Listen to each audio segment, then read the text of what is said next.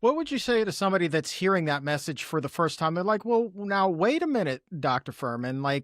I know that the body needs some sodium, some salt in order to function properly. So, what would your message be to that person? The salt your body needs to function properly is the salt contained in natural foods. So when you eat, vegetables and beans and nuts and fruits and whatever you're eating, you're getting obviously the sodium, potassium, magnesium, electrolytes you need. We're talking about, if you're living on white bread and white rice, maybe you're not going to, but if you eat real food, you're getting the sodium you need. So now the question, we don't need external salt in addition to that. And when people consume, let's say, 3,000 milligrams of salt a day, which is kind of average in America, your body has to keep the sodium level in the blood very fixed. So it means you have to put out a lot of salt in your urine all the time. You're always trying to get rid of the extra salt so your bloodstream doesn't have too much sodium in it. When you put out that extra salt, your body can't excrete the sodium by itself. It's losing other electrolytes, potassium and phosphorus and magnesium and carb by carb. It's losing things, and you're sweating out salt. So these people who are sweating and peeing out salt are losing electrolytes all the time.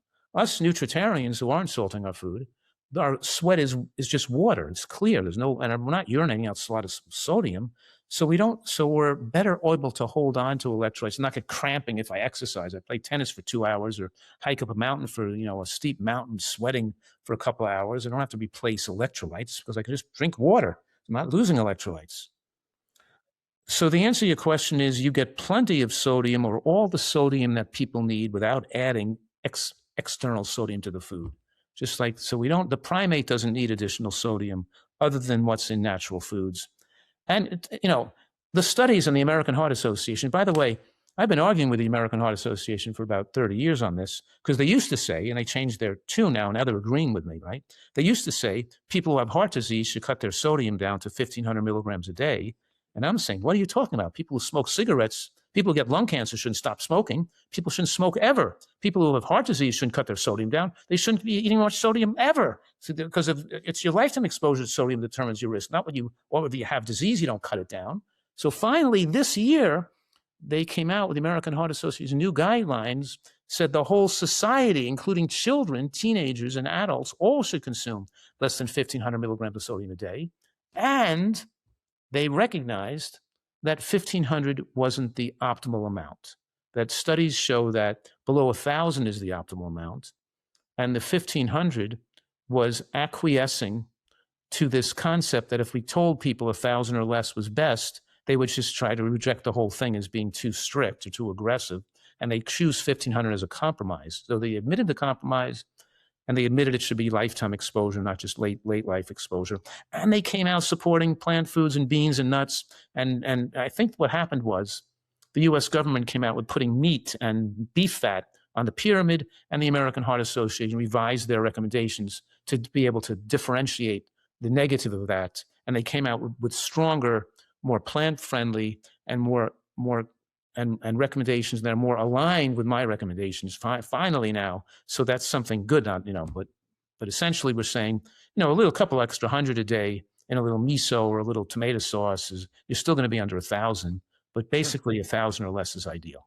How difficult is it to get that 1,000 when you're eating that Nutritarian diet?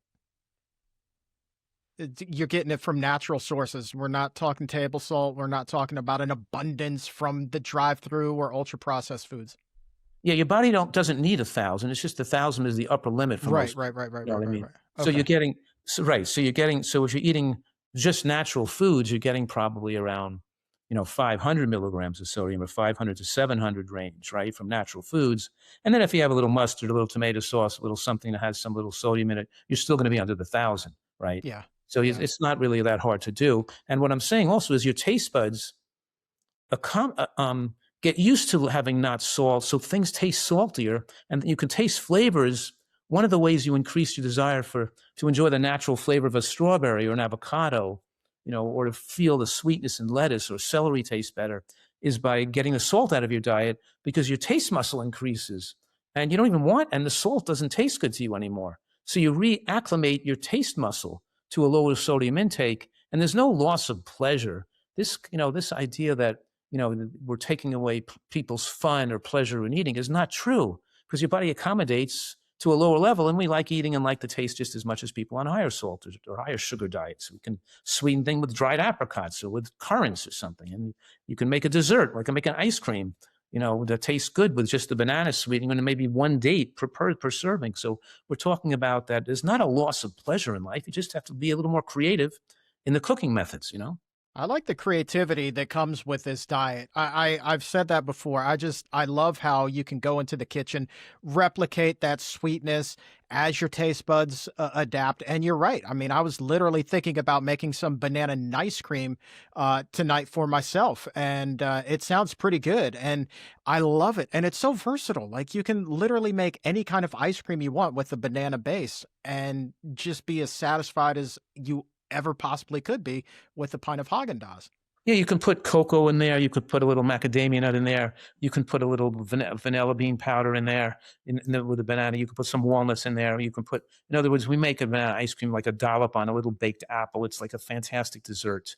So there's all kinds of, That's next level right there, Dr. Yeah, a Fuhrman. little baked plantain or a little baked apple with a real banana ice cream on top. That's really delicious.